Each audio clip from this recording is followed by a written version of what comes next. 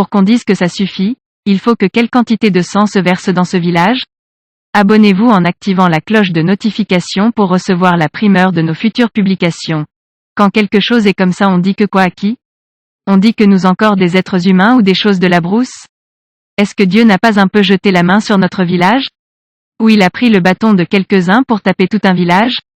La quantité de sang-ci qui se verse par terre en un enfant d'odeur, là c'est pour parler que quoi?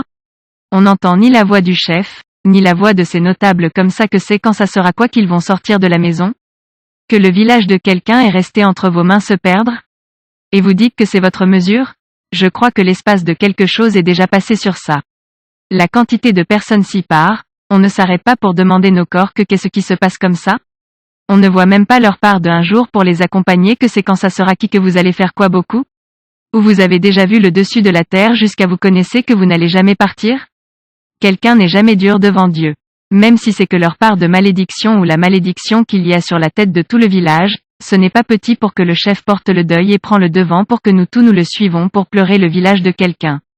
Dans nos traditions, quand les enfants jettent les parents comme ça pour partir, c'est que le jour est déjà gâté. Où nous sommes devenus ceux qui accouchent et mangent. Que les dieux de nos ancêtres répondent la parole de chacun à lui-même et ouvrent le travail de tout chacun sur ses travaux. Non, la quantité dépasse. Donc vous êtes comme ça, la honte est finie dans vos têtes? La tête des gens à vous n'est plus rien, jusqu'à même les petits-enfants sortent de la maison sans dire au revoir et partent rester sur la route, vous ne vous grattez même pas le corps? Tout ce qui est dur pour vous c'est vos chaises, jusqu'à ce qui va pour la tête des gens ne vous dit rien. Que chacun sache que vous attachez comme ça le fagot du bois avec votre main dessus. La quantité de sang-ci se verse, vous ne faites pas jusqu'à on voit que quelque chose est arrivé au village? Non, vous avez fait jusqu'à la quantité a refroidi. Il y a des choses qui dépassent de parler, le moineau n'entre jamais sur quelque chose, que le sang de ces enfants arrive à terre et réveille nos ancêtres si l'on peut dormir. La quantité de quelque chose suffit, que chacun en restant apprête déjà sa part de jujube, je vais une fois de plus parler avec nos ancêtres.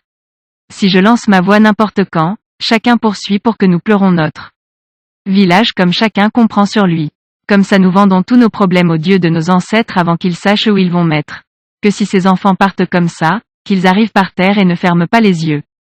Que leur sang, le sang de tous ceux qui partent chaque jour pour rien sans ouvrir la bouche dans ce village, parle aux dieux de nos ancêtres pour qu'ils coupent nos problèmes.